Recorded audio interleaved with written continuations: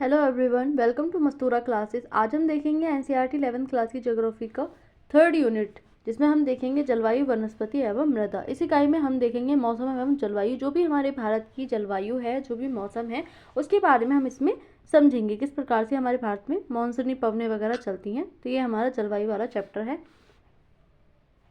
तो आप गर्मियों में ज़्यादा पानी पीते हैं, ये तो हम सभी जानते हैं, क्योंकि पसीना आता है, पसीने से फिर हमारी बॉडी में जो वाटर होता है वो निकल जाता है, जिसकी वजह से हम ज़्यादा पानी पीते हैं। आपके गर्मियों के वस्त्र सर्दियों के वस्त्र से अलग होते हैं। उत्तरी भारत में आप गर्मियों में हल्के वस्त्र और सर्दियों में ऊनी वस्त्र क्यों पहनते हैं, तो इसका रीज़न हम देखेंगे। दक्षिणी भारत में ऊनी वस्त्रों की ज़रूरत नहीं होती।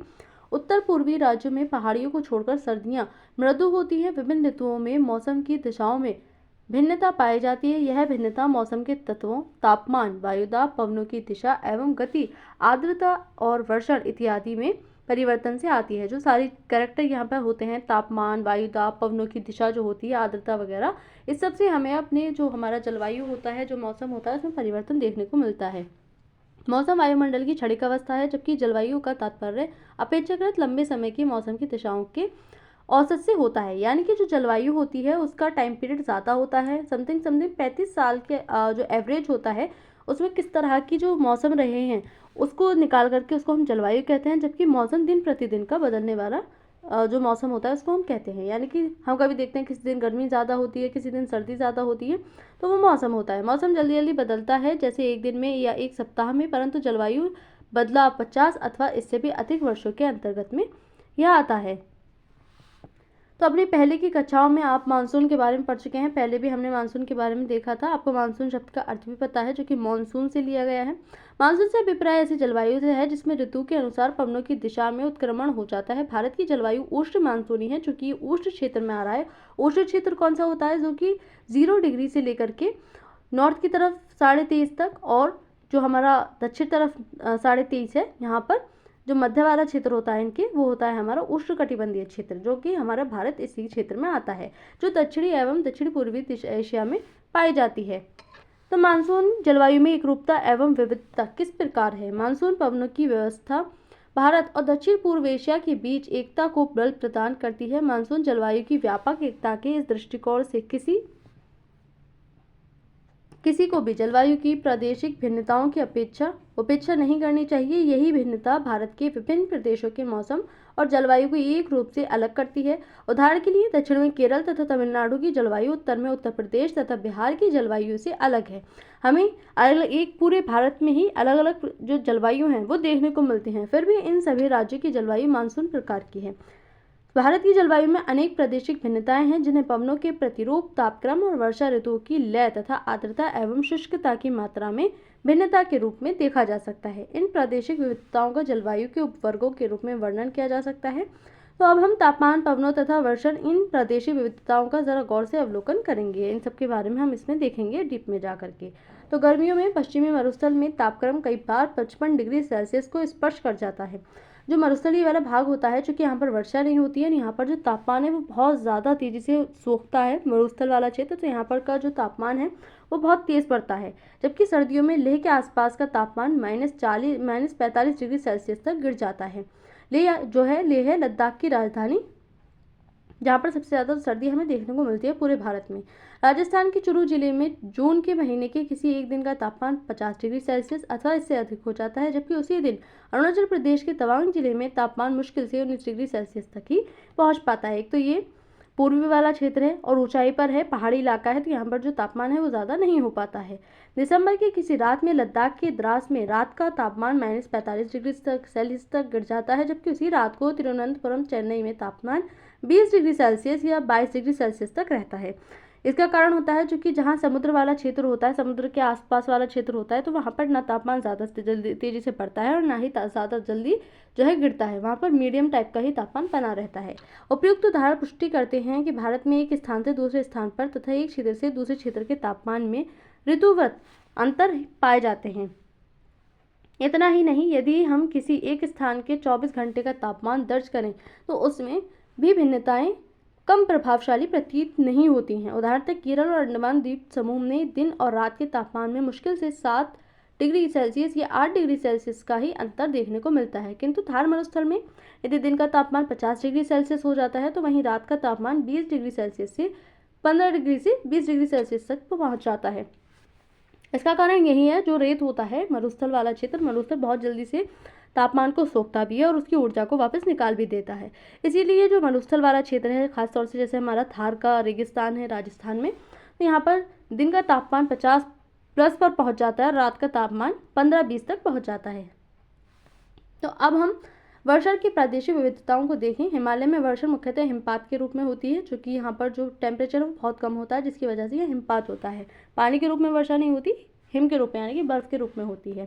जबकि देश के अन्य भागों में वर्षण जल की बूंदों के रूप में होता है। इसी प्रकार केवल वर्षण के प्रकारों में ही अंतर नहीं है, बल्कि वर्षण की मात्रा में भी अंतर है। मेघालय की खासी पहाड़ियों में स्थित चेरापूंजी और मौसिनराम में औसत वार्षिक वर्षा 1080 सेंटीमीटर से ज़्यादा होती है, जो कि वर्ल्ड रिकॉर्ड रखता है अपने आप में। इसके विपरीत राजस्थान की जैसलमेर में औसत वार्षिक वर्षा शायद ही 9 सेंटीमीटर से अधिक हो पाती हो। तो अलग अलग क्षेत्रों में अलग अलग वर्षा हमें देखने को मिलती है। मेघालय की गारो पहाड़ियों में स्थित तुरा में एक ही दिन में उतनी वर्षा होती है जितनी जैसलमेर में 10 वर्षों में। उत्तरी पश्चिमी हिमालय तथा पश्चिमी मरुस्थल में वार्षिक वर्षा 10 सेंटीमीटर से भी कम होती है, जबकि उत्तर पूर्व में स्थित हिमालय में वार्षिक वर्षा 400 सेंटीमीटर से भी ज़्यादा हो जाती है। जुलाई अगस्त में गंगा के डेल्टा तथा ओडिशा के तटीय भागों में हर तीसरे या 5वें दिन प्रचंड तूफान मूसलाधार वर्षा करते हैं, जबकि इन्हीं महीनों में मात्र 1000 किलोमीटर दूर दक्षिण में स्थित तमिलनाडु का कोरोमंडल तट शांत एवं शुष्क रहता है। देश के अधिकांश भागों में वर्षा जून और सितंबर के बीच होती है, किंतु तमिलनाडु के तटीय प्रदेशों में वर्षा शरद ऋतु अथवा जाड़ों के आरंभ में होती है। इन सभी भिन्नताओं और विविधताओं के बावजूद भारत की जलवायु अपनी लय और विशिष्टता में मानसूनी है। भारत की जलवायु को प्रभावित करने वाले कारक, आखिरकार भारत की जलवायु को कौन कौन से कारक प्रभावित करते हैं? तो सबसे पहले हमें देखते हैं अक्षांश पूरी जलवायु पर परिवर्तन डालता है, प्रभाव डालता है। तो आप भारत की मुख्य भूमि की अक्षांश एवं देशांतरी विस्तार पहले से ही जानते हैं। हम देखते हैं कि 30 डिग्री ही जो हमारे देशांतर हैं वो फैले हुए हैं और 30 डिग्री हमारे जो अक्षांश हैं वो फैले हुए हैं, टोटल 30 है। आप यह भी जानते हैं कि कर्क रेखा पूर्व पश्चिम दिशा में देश के मध्य भाग से गुजरती है। इस प्रकार भारत का उत्तरी भाग शीतोष्ण कटिबंध में और कर्क रेखा के दक्षिण में स्थित भाग उष्णकटिबंधीय भाग उष्णकटिबंध में पड़ता है, क्योंकि भारत में कर्क रेखा मध्य से गुजरती है तो उसके ऊपर वाला शीत कटिबंध में चला जाता है और दक्षिण वाला भाग उष्णकटिबंध में।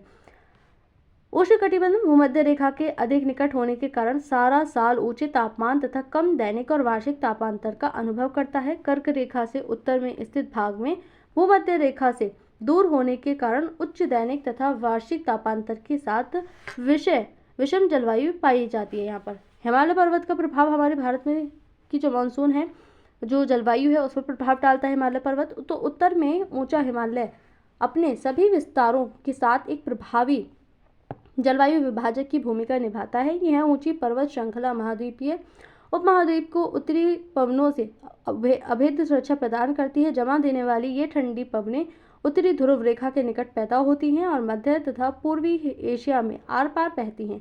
इसी प्रकार हिमालय पर्वत मानसून को रोककर उपमहाद्वीप में वर्षा का कारण भी बनता है, क्योंकि वर्षा की जो पवनें होती हैं जो अपने साथ नमी लाती हैं वो इससे टकराती हैं और इसकी वजह से यहाँ पर वर्षा होती है। जल और स्थल का वितरण किस प्रकार से जल और स्थल से भारत के दक्षिण में 3 और हिंद महासागर व उत्तर की ओर ऊंची व अवच्छिन्न पर्वत श्रेणी है। स्थल की अपेक्षा जल देर से गर्म होता है और देर से ही ठंडा होता है, क्योंकि जल में जो गुप्त ऊष्मा होती है वो उपस्थित रहती है। जल और स्थल के इस विभेदी तापन के कारण भारतीय उपमहाद्वीप में विभिन्न ऋतुओं में विभिन्न वायुदाब प्रदेश विकसित हो जाते हैं। वायुदाब में भिन्नता मानसून पवनों के उत्क्रमण का कारण बनती है। समुद्र तट से दूरी, इसका भी प्रभाव देखने को मिलता है जलवायु पर। तो लंबी तटीय रेखा के कारण भारत के विस्तृत तटीय प्रदेशों में समकारी जलवायु पाई जाती है। भारत के अंदरूनी भाग समुद्र के समकारी प्रभाव से वंचित रह जाते हैं। ऐसे क्षेत्रों में विषम जलवायु पाई जाती है। यही कारण है कि मुंबई तथा कोंकण तट के निवासी तापमान की विषमता और ऋतु परिवर्तन का अनुभव नहीं कर पाते। यानी कि जो कोस्टल वाला एरिया है, जहाँ हमारा प्रायद्वीपीय भारत है, इन क्षेत्रों में न तापमान के बढ़ने की पता चलती है न घटने की पता चलती है। यहाँ पर नॉर्मल टेम्परेचर रहता है। दूसरी ओर समुद्र तट से दूर देश के आंतरिक भागों में स्थित दिल्ली, कानपुर और अमृतसर में मौसम परिवर्तन पूरे जीवन को प्रभावित करते हैं। हम देखते हैं खासतौर से उत्तर प्रदेश में गर्मियाँ आ रही हैं, सर्दियाँ आ रही हैं। जो मध्य वाले क्षेत्र हैं भारत के, वहाँ पर हमें सारे मौसम के प्रभाव देखने को मिलते हैं। अंतर उष्णकटिबंधीय अभिसरण क्षेत्र ITCZ क्या होता है? तो यहाँ पर विषुवत वृत्त पर स्थित अंत्य उष्णकटिबंधीय अभिसरण क्षेत्र एक निम्न वायु दाब वाला क्षेत्र होता है, जहाँ से वायु ऊपर की ओर उठती है, जो कि यहाँ का टेम्परेचर गर्म हो जाता है। ये न केवल 0 डिग्री पर बनता है, बल्कि हमें अलग अलग रेखाओं पर ये बनता हुआ नजर आता है। अलग अलग अक्षांशों पर बनता है। अलग अलग अक्षांशों पे 23.5 डिग्री नॉर्थ तक और 23.5 डिग्री साउथ तक यहाँ पर ITCZ इनके बीच में अलग अलग टाइम पर अलग अलग अक्षांश पर पड़ता है। ये इस वजह से बनता है क्योंकि जब सूर्य की किरणें सीधी पड़ती हैं, तो सीधी पड़ने के कारण क्या होता है, जिस रेखा पर सूर्य की किरणें सीधी पड़ती हैं, जैसे कि 0 डिग्री पर 21 मार्च और 23 सितंबर को सूर्य की किरणें 0 यानी कि भूमध्य रेखा पर सीधी पड़ती हैं, जिसकी वजह से यहाँ से जो वायु है वो गर्म होकर ऊपर उठती है और यहाँ पर सेल बनाती है। सेल बनाने की वजह से ये दूसरे अक्षांश पर जाकर के गिर जाती हैं। तो यहाँ पर ITCZ वाला जो क्षेत्र है वो बनता है यहाँ पर, यानी कि निम्न वायुदाब बनता है। समुद्र तल से ऊंचाई के साथ तापमान घटता है। विरल वायु के कारण पर्वतीय प्रदेश मैदानों की तुलना में अधिक ठंडे होते हैं। उदाहरण आगरा और दार्जिलिंग एक ही अक्षांश पर स्थित हैं, किंतु जनवरी में आगरा का तापमान 16 डिग्री सेल्सियस जबकि दार्जिलिंग का यह 40 डिग्री सेल्सियस पर पहुंच जाता है। ये क्षेत्र की वजह से और यहाँ पर अक्षांश ऊंचाई की वजह से देखने को मिलता है। तो उच्चावच भारत का भौतिक स्वरूप अथवा उच्चावच तापमान वायुदाब पवनों की गति एवं दिशा तथा ढाल की मात्रा और वितरण को प्रभावित करते हैं। उदाहरणतः जून और जुलाई के बीच पश्चिमी घाट तथा असम के पवनाभिमुखी ढाल अधिक वर्षा प्राप्त करते हैं, जबकि इसी दौरान पश्चिमी घाट के साथ लगा दक्षिणी पठार पवन विमुखी स्थिति के कारण कम वर्षा प्राप्त करता है।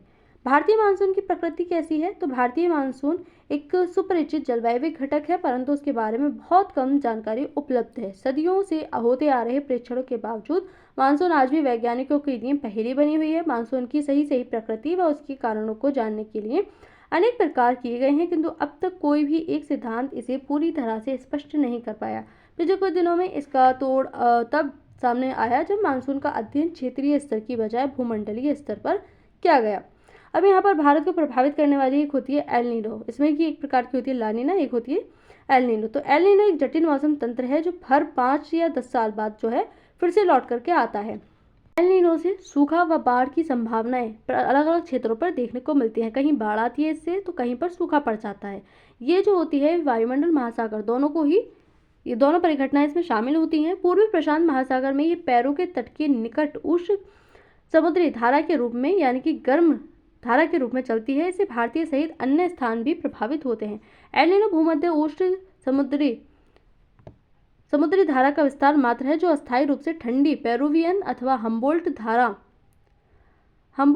जो है यहाँ पर अपनी हम्बोल्ट धारा पर प्रतिस्थापित हो जाती है। यह धारा पेरू तट के जल का तापमान 10 डिग्री सेल्सियस तक बढ़ा देती है।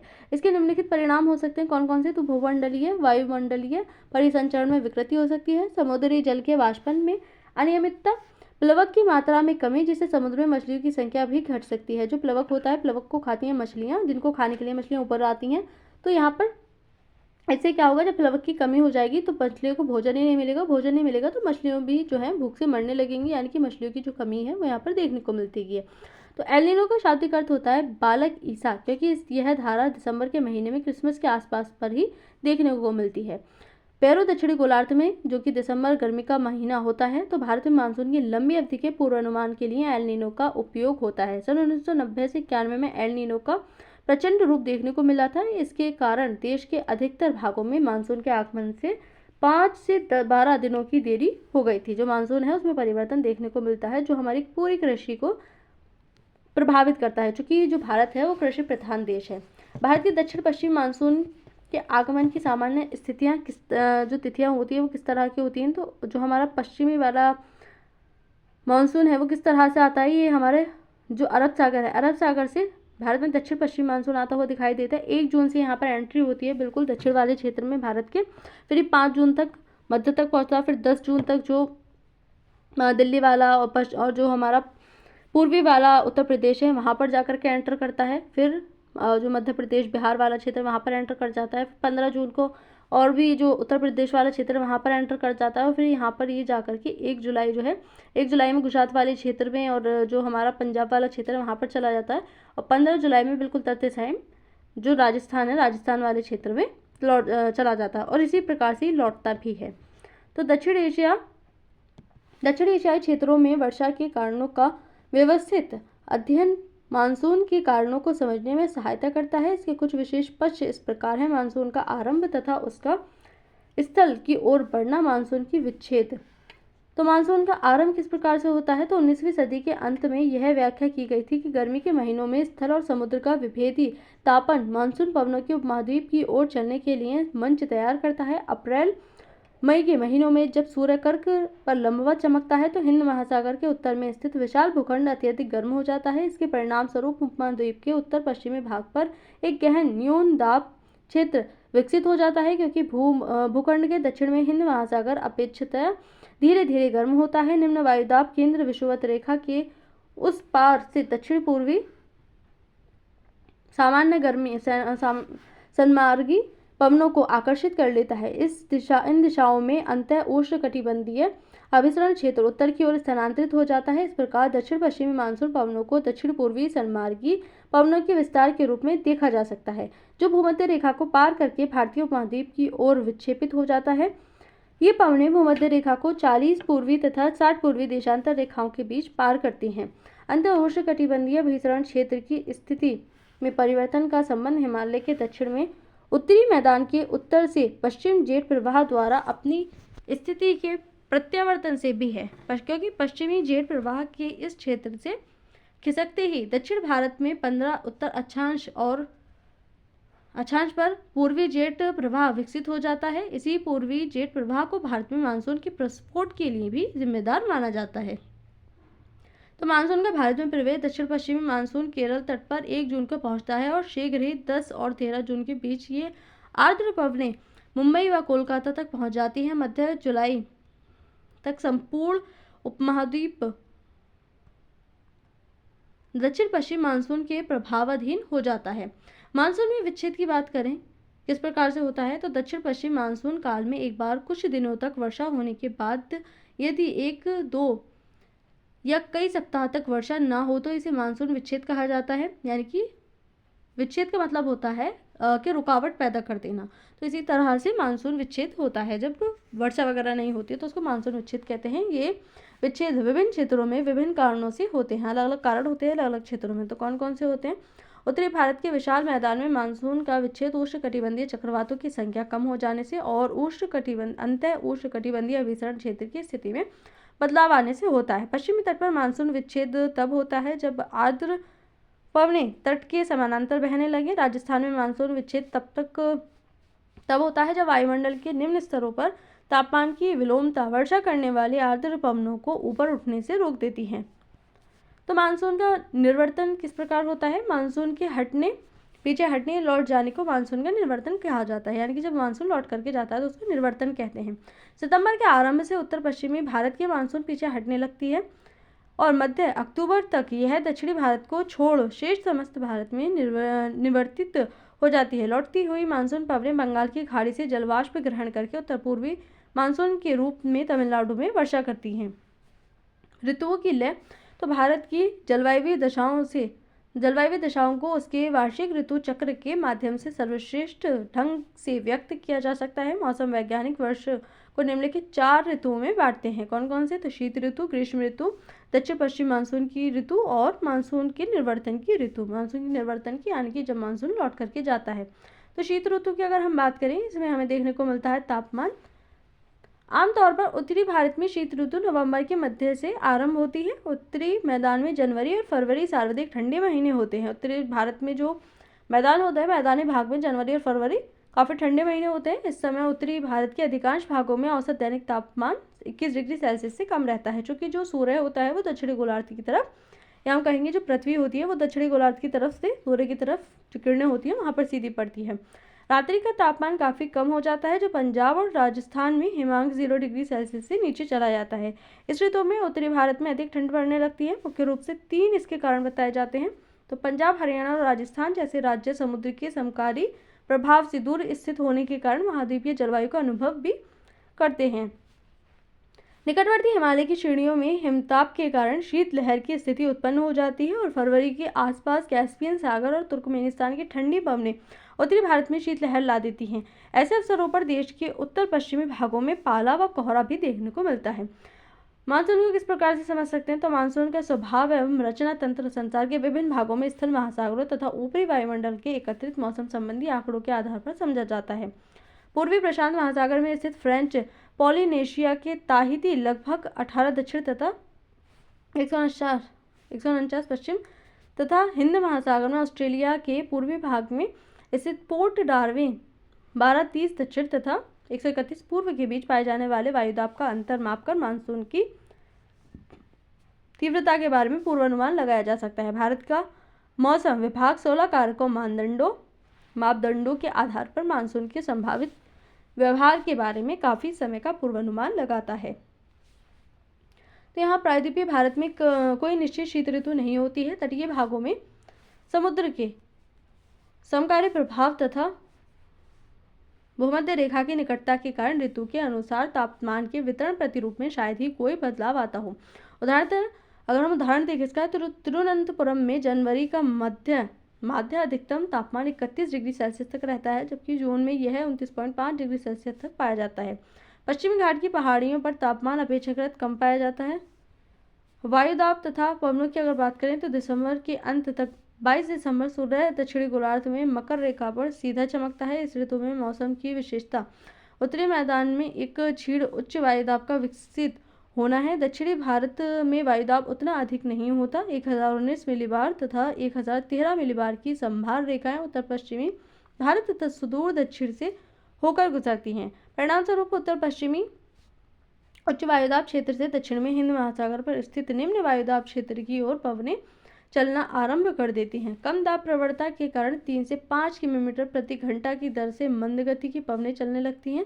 मोटे तौर पर क्षेत्र की भू आकृति भी पवनों की दिशा को प्रभावित करती है। गंगा घाटी में इनकी दिशा पश्चिमी और उत्तर पश्चिमी होती है। गंगा ब्रह्मपुत्र डेल्टा में इनकी दिशा उत्तरी हो जाती है। भू आकृति के प्रभाव से मुक्त इन पवनों की दिशा बंगाल की खाड़ी में स्पष्ट तौर पर उत्तर पूर्वी हो जाती है। तो सर्दियों में भारत का मौसम सुहावना होता है, फिर भी यह सुहावना मौसम कभी कभार हल्के चक्रवाती अवदाबों से बाधित होता है।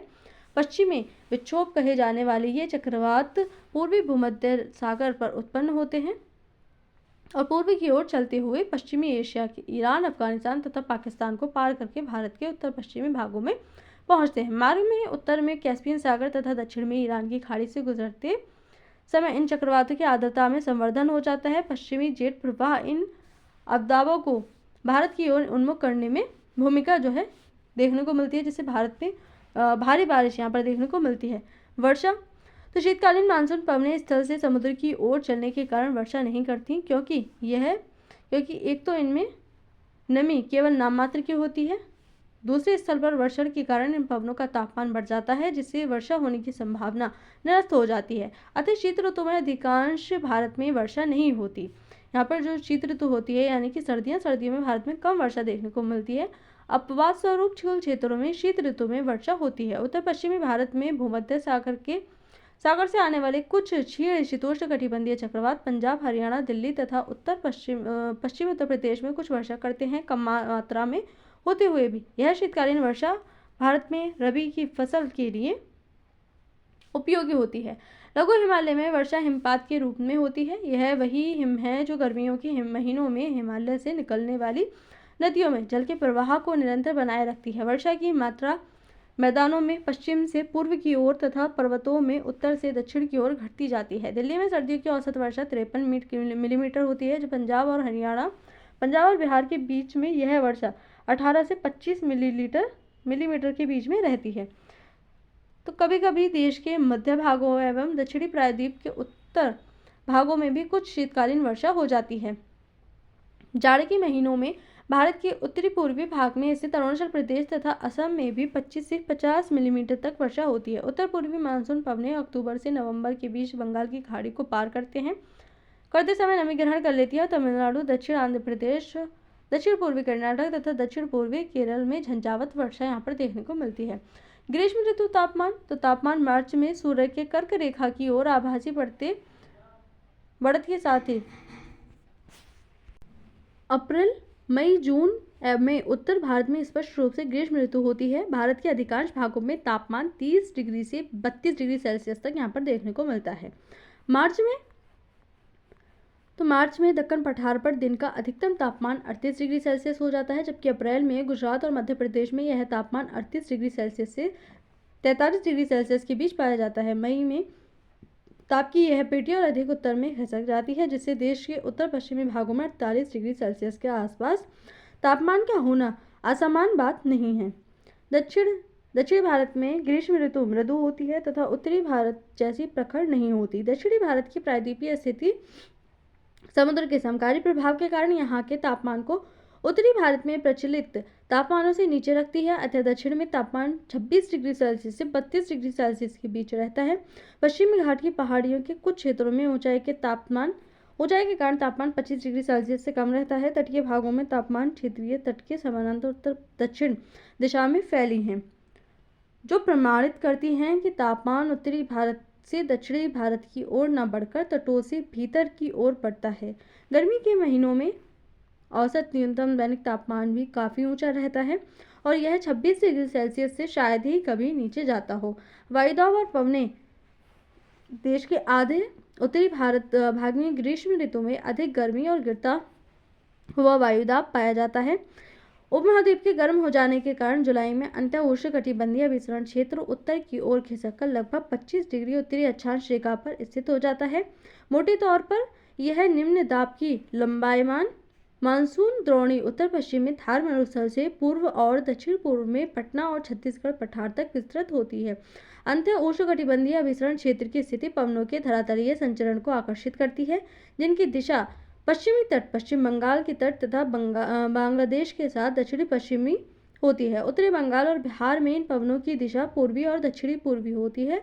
इस बात की चर्चा पहले ही की जा चुकी है कि दक्षिण पश्चिमी मानसून की ये धाराएं वास्तव में विस्थापित भूमध्य रेखा पूर्वा पवनें होती हैं, यानी कि जो पूर्वा पवनें चलती हैं वो यही होती हैं। मध्य जून तक इन पवनों का अंत्य प्रवेश मौसम का वर्षा ऋतु की ओर बदलाव यहाँ पर देखने को मिलता है। तो उत्तर पश्चिम में अंतर उष्णकटिबंधीय विसरण क्षेत्र के केंद्र में दोपहर के बाद लू के नाम से ये विख्यात शुष्क एवं तप्त हवाएं चलती हैं, जो कई बार आधी रात तक चलती रहती हैं। मई में शाम के समय पंजाब, हरियाणा, पूर्वी राजस्थान और उत्तर प्रदेश में धूल भरी आंधियां का चलना एक आम बात होती है। ये अस्थायी तूफान पीड़ादायक गर्मी से कुछ राहत दिलाते हैं, क्योंकि ये अपने साथ हल्की बारिश और सुखद व शीतल हवाएं लाते हैं। कई बार ये आर्द्रता भरी पवनें द्रोणी की परिधि की ओर आकर्षित होती हैं। शुष्क एवं आर्द्र वायु संहिताओं के अचानक संपर्क से स्थानीय स्तर पर तेज तूफान पैदा करते हैं। इन स्थानीय तूफानों के साथ तेज हवाएं, मूसलाधार वर्षा और यहाँ तक कि ओले भी यहाँ पर देखने को मिलते हैं।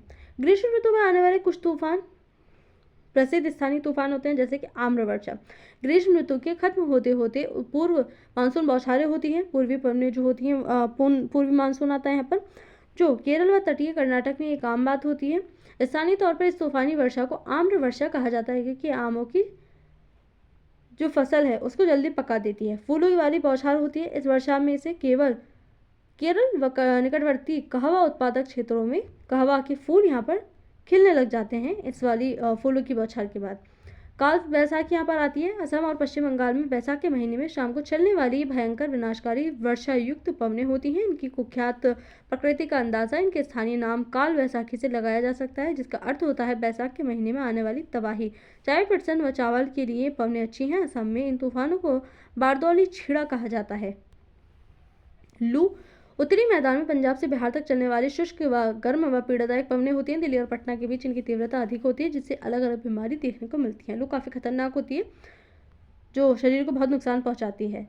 दक्षिण पश्चिमी मानसून की ऋतु, वर्षा ऋतु की अगर हम बात करें तो मई के महीने में उत्तर पश्चिमी मैदानों में तापमान के तेजी से बढ़ने के कारण निम्न वायुदाब की दशाएं और अधिक गहराने लगती हैं। जून के आरंभ में ये दशाएं इतनी शक्तिशाली हो जाती हैं कि वे हिंद महासागर से आने वाली दक्षिणी गोलार्ध की व्यापारिक पवनों को आकर्षित कर लेती हैं। ये दक्षिणी पूर्वी व्यापारिक पवनें भूमध्य रेखा को पार करके बंगाल की खाड़ी और अरब सागर में प्रवेश कर जाती हैं, जहां ये भारत के ऊपर विद्यमान वायु परिसंचरण में मिल जाती हैं। भूमध्य गर्म समुद्री धाराओं के ऊपर से गुजरने के कारण ये पवनें अपने साथ पर्याप्त मात्रा में आर्द्रता लाती हैं। भूमध्य रेखा को पार करके इनकी दिशा दक्षिण पश्चिमी हो जाती है, इसी कारण इन्हें दक्षिण पश्चिमी मानसून कहा जाता है। दक्षिण पश्चिमी मानसून की ऋतु में वर्षा अचानक आरंभ हो जाती है। पहली बारिश का असर यह होता है कि तापमान में काफी गिरावट आ जाती है। प्रचंड गर्जन और बिजली की कड़क के साथ इन आर्द्रता भरे पवनों का अचानक चलना प्राय मानसून का प्रस्फोट कहलाता है। जून के पहले सप्ताह में केरल, कर्नाटक, गोवा और महाराष्ट्र के तटीय भागों में मानसून फट जाता है, जबकि देश के आंतरिक भागों में यह जुलाई के पहले सप्ताह तक होता है। मध्य जून से मध्य जुलाई के बीच दिन के तापमान में 5 डिग्री सेल्सियस से 8 डिग्री सेल्सियस के बीच गिरावट यहाँ पर देखने को मिलती है। ज्यों ही ये पवनें स्थल पर पहुंचती हैं और चवाचौर उत्तर पश्चिमी भारत पर स्थित तापीय निम्न वायुदाब इनकी दक्षिण पश्चिमी दिशा को संशोधित कर देते हैं। भूखंड पर मानसून 2 दशाओं में पहुंचती है, अरब सागर की शाखा और बंगाल की खाड़ी शाखा। तो अरब सागर की मानसून पवनें, अरब सागर से उत्पन्न होने वाली मानसून पवनें आगे 3 शाखाओं में बढ़ जाती हैं। कौन कौन सी? इनकी एक शाखा को पश्चिमी घाट रोकते हैं। ये पवनें पश्चिमी घाट की ढलानों पर 900 से 1200 मीटर की ऊंचाई पर चढ़ती हैं। यहाँ पर दिया गया भारत में वायुभार एवं धरातलीय पवनें जो कि जून सितंबर के मध्य में चलती हैं। तो ये कौन कौन सी होती हैं? यहाँ पर ऊंचाई के हिसाब से दिखाया गया है कौन कौन सा क्षेत्र है। जैसे यहाँ पर दिखाया गया वर्षा से अधिक 400 से अधिक वर्षा होती है इन क्षेत्रों में। जैसे पश्चिमी घाट पर यहाँ बहुत अधिक वर्षा होती है, जिसकी वजह से यहाँ पर विविधता भी हर प्रकार की बहुत ज़्यादा देखने को मिलती है। फिर 200 से 400 के बीच में अगर हम बात करें तो 200 से 400 के बीच में ये रहा पश्चिमी घाट पूरा वाला, यहीं पर देखने को मिलती है। और साथ ही यहाँ पर 100 से 200 वाला क्षेत्र, तो ये हमें जो मध्य वाला क्षेत्र है देखने को मिल रहा है। यहाँ पर 200 से ज़्यादा देखने को मिलती है। 60 से 100 के बीच में ये हल्का वाला लाइट वाला जो क्षेत्र है यहाँ पर देखने को मिलती है। 400 से 60 और 20 से 40 और 0 से 20 जो सबसे कम हमें देखने को मिलती है वो यहाँ पर क्षेत्र है। यहाँ पर तमिलनाडु वाला क्षेत्र जो है, आंध्र प्रदेश वाला, और साथ ही उत्तर ये जो हमारा राजस्थान वाला क्षेत्र है और ये बिल्कुल उत्तर वाला भारत का क्षेत्र, तो यहाँ पर हमें देखने को मिलती है बहुत ही कम वर्षा। इसी वजह से यहाँ पर जो रेगिस्तान है, रेगिस्तान देखने को मिलते हैं। तो अतः यह पवनें तत्काल ठंडी होकर सह्याद्री की पवनाभिमुखी ढाल तथा पश्चिमी तटीय मैदान पर 250 से 400 सेंटीमीटर के बीच भारी वर्षा करती हैं। पश्चिमी घाट को पार करने के बाद ये पवनें नीचे उतरती हैं और गर्म होने लगती हैं। इससे इन पवनों की आर्द्रता में कमी आ जाती है। परिणाम स्वरूप पश्चिमी घाट के पूर्व में इन पवनों से नाममात्र की वर्षा देखने को मिलती है।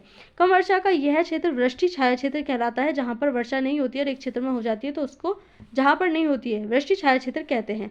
कोझिकोड, मंगलोर, पुणे और बंगाल में होने वाली वर्षा की मात्रा और उनमें अंतर ज्ञात यहाँ पर हम देखने को मिल सकता है। अरब सागर से उठने वाली मानसून की दूसरी शाखा मुंबई से उत्तर में नर्मदा और तापी नदियों की घाटियों से होकर मध्य भारत में दूर तक वर्षा करती हैं। छोटा नागपुर पठार में इस शाखा से 15 सेंटीमीटर वर्षा होती है। यहाँ यह गंगा के मैदान में प्रवेश कर जाती है और बंगाल की खाड़ी से आने वाली मानसून की शाखा से मिल जाती है। इस मानसून की तीसरी शाखा सौराष्ट्र प्रायद्वीप और कच्छ से टकराती है। वहां से यह अरावली के साथ साथ पश्चिमी राजस्थान को लांघती है और बहुत ही कम वर्षा करती है। पंजाब और हरियाणा में भी यह बंगाल की खाड़ी से आने वाले मानसून की शाखा से मिल जाती है। ये दोनों शाखाएं एक दूसरे के सहारे प्रबलित होकर पश्चिमी हिमालय विशेष रूप से धर्मशाला में वर्षा करती हैं। बंगाल की खाड़ी की मानसून पवनें, तो बंगाल की खाड़ी की मानसून पवनों की शाखा म्यांमार के तट तथा दक्षिण पूर्वी बांग्लादेश के एक थोड़े से भाग पर टकराती है, किंतु म्यांमार के तट पर स्थित अराकान पहाड़ियां इस शाखा के एक बड़े हिस्से को भारतीय महाद्वीप की ओर विक्षेपित कर देती है। इस प्रकार मानसून पश्चिम बंगाल और बांग्लादेश में दक्षिण पश्चिमी दिशा की अपेक्षा दक्षिणी व दक्षिणी पूर्वी दिशा से प्रवेश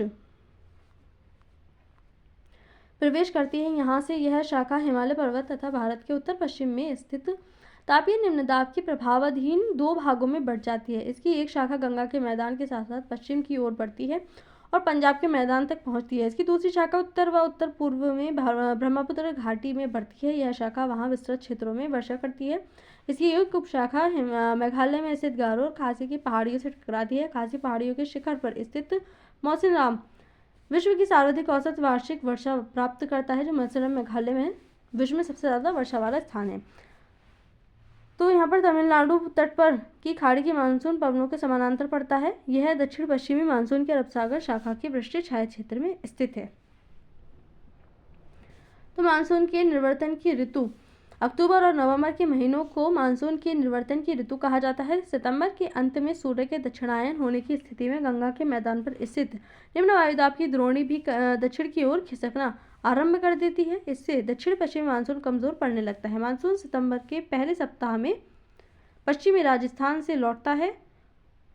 इस महीने के अंत तक मानसून राजस्थान, गुजरात, पश्चिमी गंगा मैदान तथा मध्यवर्ती भूमियों, उच्च भूमियों से लौट चुकी होती है। अक्टूबर के आरंभ में बंगाल की खाड़ी के उत्तरी भागों में स्थित हो जाता है तथा नवंबर के शुरू में यह कर्नाटक और तमिलनाडु की ओर बढ़ जाता है। दिसंबर के मध्य तक निम्न वायुदाब के केंद्र प्रायद्वीप से पूरी तरह से हट चुका होता है। मानसून के निर्वर्तन की ऋतु में आकाश स्वच्छ हो जाता है और तापमान बढ़ने लगता है। जमीन में अभी भी नमी होती है। उच्च तापमान और आर्द्रता की दशाओं से मौसम कष्टकारी हो जाता है। मौसम पर इसे कार्तिक मास की ऊष्मा कहा जाता है। अक्टूबर माह के उत्तरार्ध में तापमान तेजी से गिरने लगता है। तापमान में यह गिरावट उत्तरी भारत में विशेष तौर पर देखी जाती है। मानसून के निर्वर्तन की ऋतु में मौसम पर उत्तरी भारत में सूखा जाता है, जबकि प्रायद्वीप के पूर्वी भागों में वर्षा होती है। यहाँ अक्टूबर और नवंबर वर्ष के सबसे अधिक वर्षा वाले महीने यहाँ पर होते हैं। तो यहाँ पर भारत की वार्षिक वर्षा का मैप दिखा गया है, किस प्रकार से कहाँ पर अधिक वर्षा होती है। तो वर्षा सेंटीमीटर में 200 से अधिक जो होती है यहाँ पर हमें उत्तर जो पश्चिमी वाला घाट वाला क्षेत्र यहाँ पर देखने को, सबसे कम इन्हीं क्षेत्रों में यहाँ पर हमें देखने को मिलती है। तो इस ऋतु की व्यापक वर्षा का संबंध चक्रवातीय अवदाबों के मार्गों से है, जो अंडमान समुद्र में पैदा होते हैं और दक्षिणी प्रायद्वीप के पूर्वी तट को पार करते हैं। ये उष्णकटिबंधीय चक्रवात अत्यंत विनाशकारी होते हैं। गोदावरी, कृष्णा और अन्य नदियों के घने बसे डेल्टाई प्रदेश इन तूफानों के शिकार बनते हैं। हर साल चक्रवातों से यहाँ आपदा आती है। यहाँ पर तूफान, बाढ़ वगैरह देखने को मिलती है। कुछ चक्रवातीय तूफान पश्चिम बंगाल, बांग्लादेश और म्यांमार के तट से भी टकराते हैं। कोरोमंडल तट पर होने वाली अधिकांश वर्षा इन्हीं आपदाओं और चक्रवातों से प्राप्त होती है। ऐसे चक्रवातीय तूफान अरब सागर में उठते हैं। भारत की परंपरागत ऋतुएं कौन कौन सी हैं? तो भारत की परंपरा के अनुसार वर्षा को द्विमासिक 6 ऋतुओं में बांटा जाता है। उत्तरी और मध्य भारत में लोगों द्वारा अपनाए जाने वाले इस ऋतु चक्र का आधार उनका अपना अनुभव और मौसम के घटक का प्राचीन काल से चला आया ज्ञान है। लेकिन ऋतुओं की यह व्यवस्था दक्षिण भारत की ऋतुओं से मेल नहीं खाती है, जहाँ ऋतुओं में थोड़ी भिन्नता देखने को मिलती है। ऋतु में किस तरह से बांटा गया है? तो भारतीय कैलेंडरों के अनुसार महीने और ग्रेगोरियन जो कैलेंडर है उसके अनुसार तो बसंत जिसको कहा जाता है, इसमें चैत्र बैसाख वो मार्च अप्रैल की होती है। ग्रीष्म ज्येष्ठ आषाढ़ मई जून। वर्षा श्रावण भाद्र जुलाई अगस्त। शरद आश्विन कार्तिक सितंबर अक्टूबर। हेमंत मार्गशीर्ष पोष नवंबर दिसंबर। शिशिर माघ फाल्गुन जनवरी फरवरी। तो इस तरह से जो भारतीय कैलेंडर है वो पटा होता है। वर्षा का वितरण किस प्रकार से होता है? तो भारत में औसत वार्षिक वर्षा लगभग 125 सेंटीमीटर है, लेकिन इसमें क्षेत्रीय विभिन्नताएं भी देखने को मिलती हैं।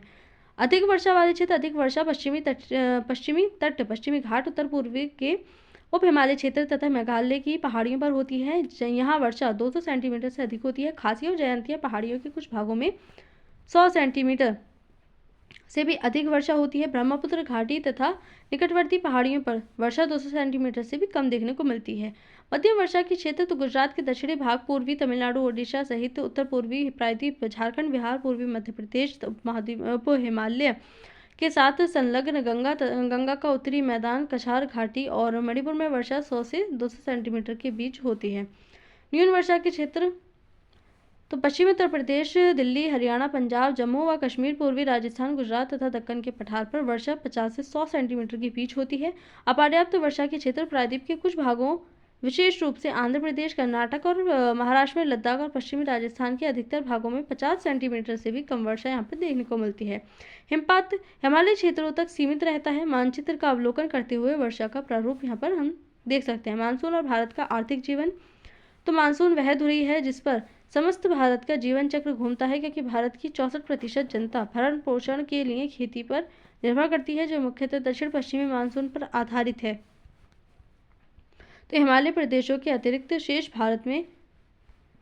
भारत में वर्ष भर यथेष्ट गर्मी रहती है, जिससे सारा साल खेती की जा सकती है। मानसून जलवायु की क्षेत्रीय विभिन्नता नाना प्रकार की फसलों को उगाने में सहायक है।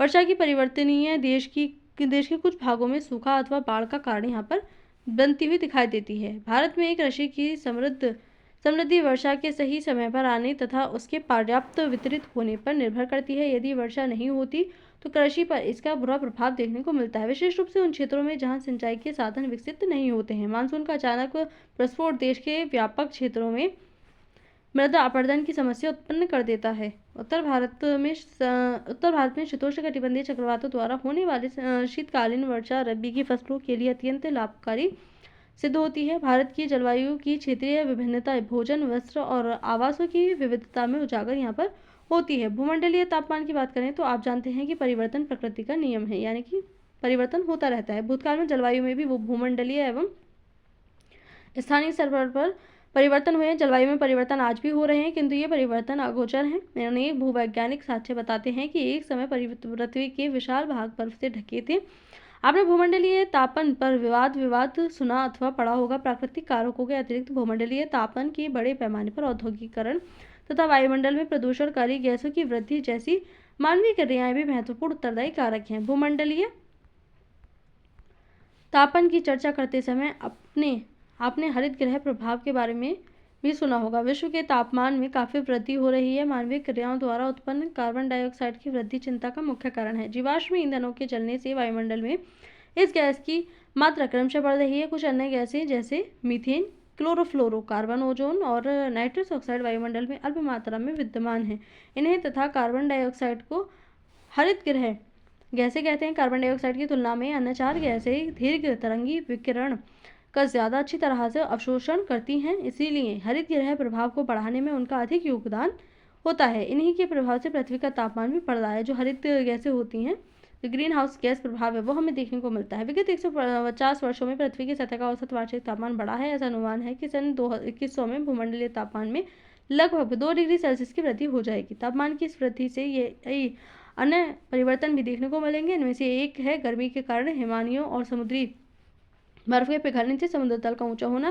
प्रचलित पूर्वानुमान के अनुसार औसत समुद्र तल 21वीं शताब्दी के अंत तक 48 डिग्री सेल्सियस तक ऊंचा हो जाएगा। इसके कारण प्राकृतिक बाढ़ों की संख्या बढ़ जाएगी। जलवायु परिवर्तन से मलेरिया जैसी कीटजन्य बीमारियां बढ़ जाएंगी। साथ ही वर्तमान जलवायु सीमाएं भी बदल जाएंगी, जिसके कारण कुछ भाग कुछ अधिक जलसिक्त और अधिक शुष्क हो जाएंगे। कृषि के प्रतिरूप बदल जाएंगे।